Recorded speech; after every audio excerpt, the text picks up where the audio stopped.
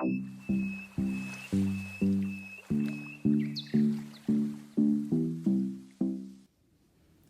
guys, welcome back to my channel. For those of you that don't know me, my name is Danielle and I am the owner of Damn Fancy Creations. If you guys are new to my channel, I do want to let you know that I have two other tutorial groups. I have a large tutorial group on Facebook and I have a smaller, more personal patron group. Both are great. I try to share lots of helpful tips in each group. If that sounds like something that will interest you, both of those groups will be linked in the description. For today's tutorial, I am excited to share it with you guys. This is kind of my first fall tumbler tutorial of the year. It is a s'mores themed tumbler. S'mores always reminds me of fall because it reminds me of campfires, hay rides, all that fun fall stuff. And who does not love a good s'more around the campfire? I know I definitely do. For this tutorial, I am really going to be focusing on showing you guys how I do the topper of this cup. I have another video where I show you guys how I make the graham crackers and things like that to go on top of the cup. Now, CCDIY does have several different little pieces that you can add to your tumblers. They do have mini marshmallows if you don't want to purchase a mold to make your own marshmallows and things like that. I have just always had molds. I have several molds from when I used to make wax melts. I used to make dessert themed wax melts, so all of those molds that I used to use years ago are now repurposed into resin molds, which I really love that I'm able to use them again. If you guys have followed me for a while, you know that I love making topper tumblers. Some of them, or I should say most of them, are more practical for me. I like to make things that are easy to clean, don't have a whole lot of like little pieces that could get stuff like kind of trapped in there. Now this one is a little bit more over the top than I am used to making, but it was super fun to make. I did make it for a ready to ship sale that is coming up, but if it does not sell, then it might make its way into my cabinet. Because who doesn't need more cups? But it's super fun, it's super cute, definitely fall themed. So if you guys are ready to see how I make this fun s'mores themed tumbler, let's get started.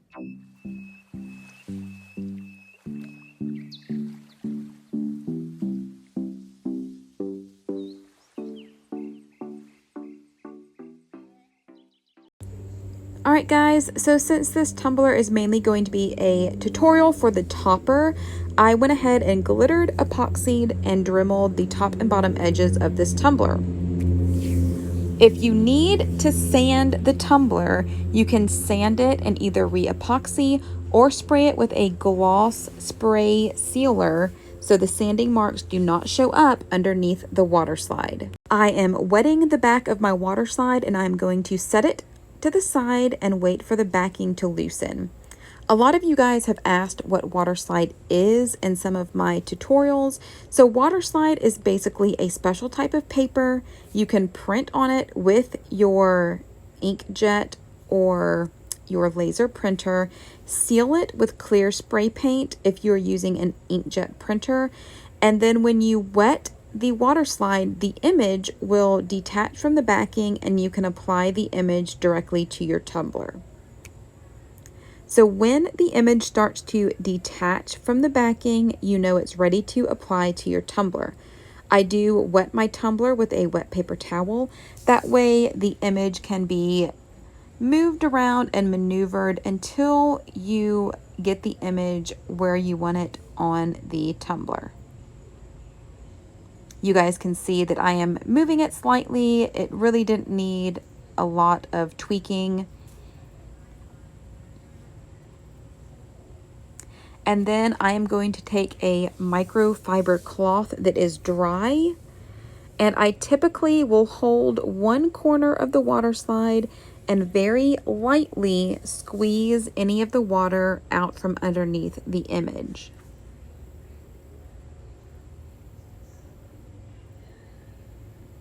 I am holding the image lightly so the entire image does not move when I try to squeeze the water out.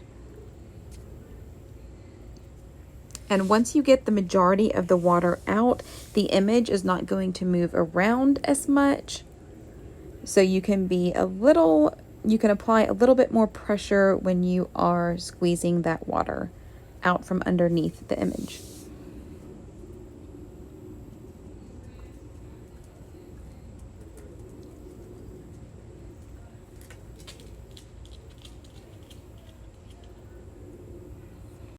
And you want to make sure that all the water is out from underneath the water slide, so there's no weird little air bubbles underneath there.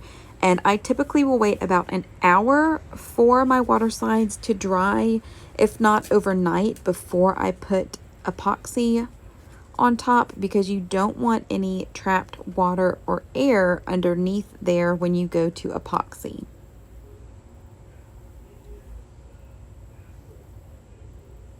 And once this has sat for a little while, we will be ready to apply our drips. So I have not epoxied my water slide yet. It has just sat and is very dry, so I can touch it and I'm not going to move the image around. Now this is our lid that we are going to be decorating. I did rough it up with some sandpaper and washed it really well. This way the epoxy has something to hold on to. And I will backwards tape a noodle so that all of the sticky side is on the outside of the tape. This is just so the lid of my tumbler will stick on there really well, and I can apply epoxy and little candy pieces, and it will not fall off.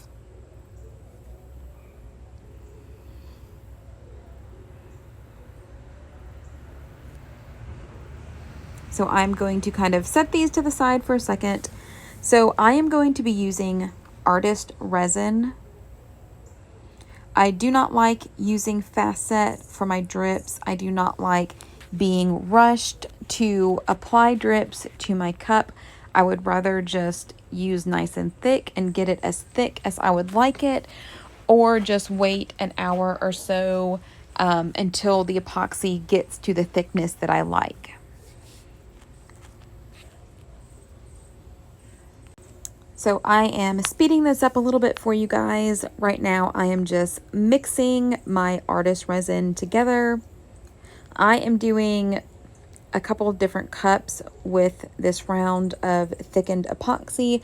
So I did mix probably about 3 ounces, especially since I'm going to be covering the lid completely. I do want to have enough thickened epoxy. I would rather have a little bit too much than not enough. And for all of my chocolate drips, I use Cocoa Craze mica. It is my favorite dark brown mica. It has a really nice shimmer to it once it's cured. I definitely have a full bag on hand no matter what. I use this when I make my little chocolate pieces from my mold, drips, icing for donuts, all of that kind of stuff. And once I have my mica mixed in really good, I am going to start adding nice and thick. I am separating this a little bit because I do want the epoxy that is on the lid to be a little bit thicker than the epoxy I use for my drips. Because the epoxy that is going to go on my lid, I want to be basically just sticky. I don't want it to be dripping down the cup.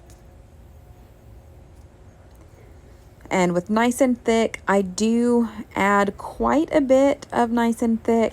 You know, I like my epoxy to be thicker than the consistency of molasses. When I put it on my cup, I want it to just be barely dripping. I like to have more control over my drips because I don't want it to drip down over my water slide or drip halfway down my cup. And this is why I like nice and thick. Sometimes if I let my epoxy sit for an hour or so, even after I start kind of mixing it up a little bit, it will start to become a little bit more liquidy. So when you apply it, it may drip down a little bit further than you want. And with nice and thick, once you get it to that consistency that you want, it pretty much stays that way. Even after you mix it a little bit, it will still have that same thickness. So I am just mixing up my nice and thick until I get it as thick as I want it. So I have been mixing this for quite a while. You guys can see how thick it is. And when I apply it to my cups, I just take a little bit and apply it to the top edge. And then I will go back and smooth it down.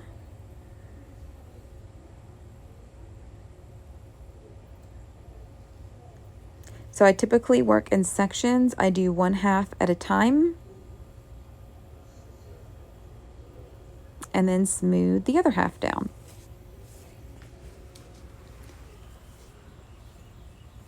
And then what I will do is kind of look at my tumbler and see where my natural drips are starting to form.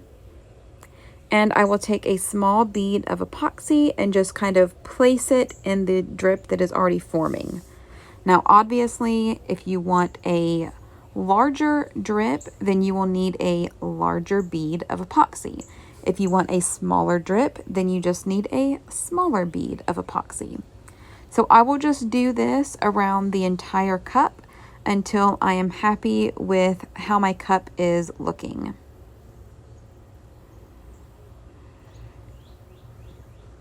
And if you use nice and thick, you will not have to babysit your cup. This is why I like to get my epoxy as thick as I can, but still workable, so that my drips will drip down a little bit, but not so far that I will need to flip it or put it on my turner. I have not done that to my cups in years. So now that I'm happy with my cup, I am going to set that to the side. And I am going to work on my lid.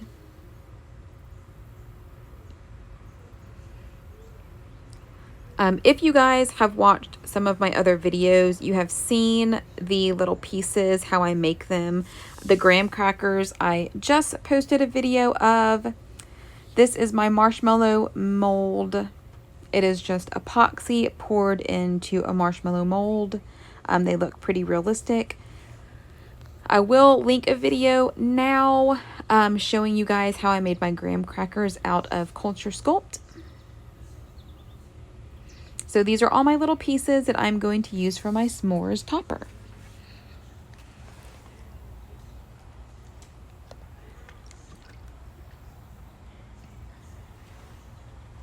I am also going to be using Mighty Morsels and the little chocolate sprinkles that CC DIY has.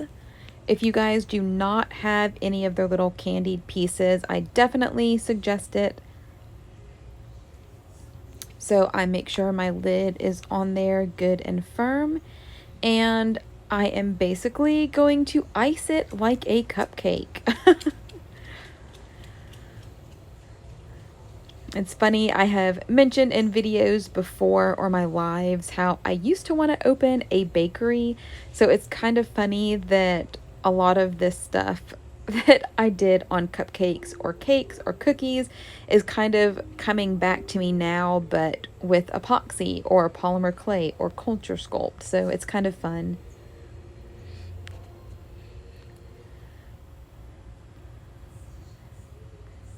But I am basically just covering this entire lid. And y'all can see it is super thick. I may get a little bit of drips towards the bottom where some of the epoxy was thicker, but for the most part it is staying in place. And that is what you want when you're going to be working on a lid like this.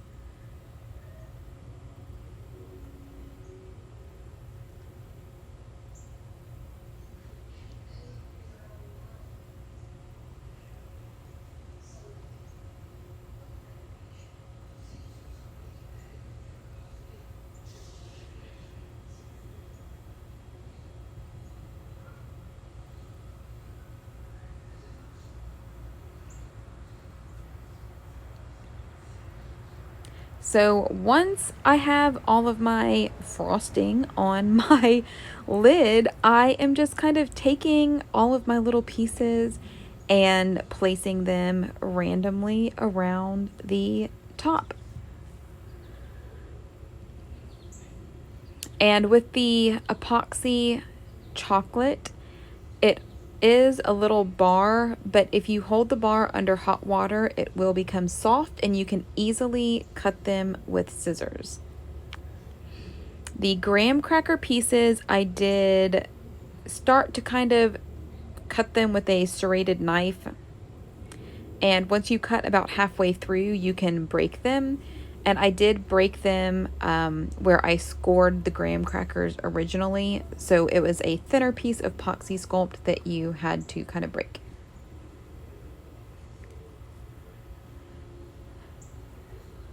So I am just kind of playing with the placement of all these little pieces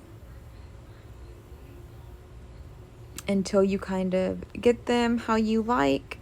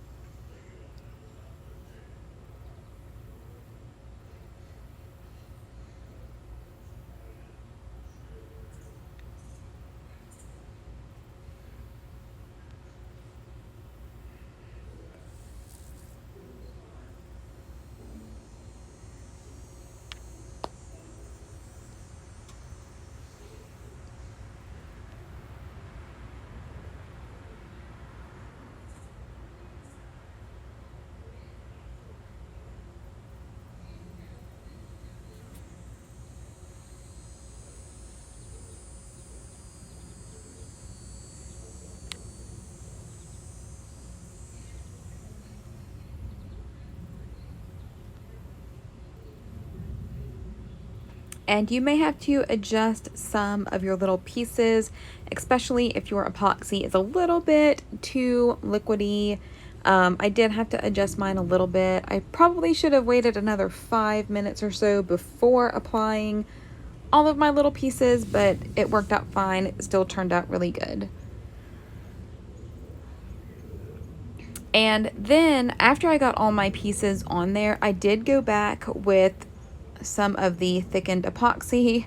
I did get the one that was a little bit more liquidy, I believe, and kind of just drizzled it over some of the little pieces like the graham crackers and things like that, just so they didn't randomly look kind of stuck on there. This way it kind of looks like the chocolate was kind of drizzled all over.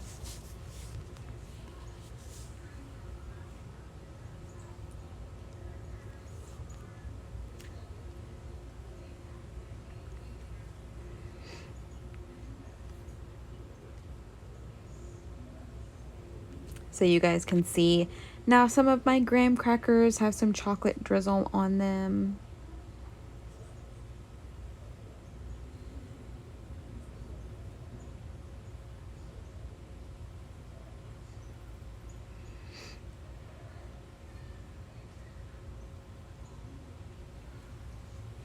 And I also did this to kind of hold some of the larger pieces onto some of the other pieces, just to have a stronger bond between them.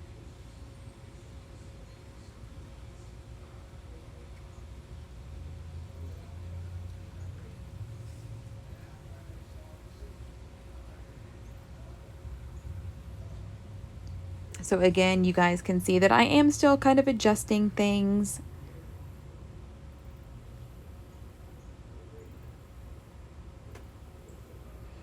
And now I am taking the smaller chocolate pieces and just kind of sprinkling them on the basically blank epoxy space that did not have any of the little marshmallows or graham crackers. It's just something to add more texture and more sweets. It just looks like crunched up chocolate cookies. So I decided to add these to my drips as well, and I really like how they turned out. So I banged off any of the loose little morsels and kind of brushed off a couple. Don't worry, my fingers were not touching the epoxy. But that is pretty much it for this tutorial. Once the lid has cured, there is no other steps you need to do. Once the drips have cured, you will need to epoxy the tumbler one more time because we did not epoxy after the water slide. But these are finished pictures of how the tumbler turned out. I love how it looks. It is one of my favorite tumblers I have made. I just think it's so fun. So I hope you guys can draw inspiration and create your own version of this tumbler.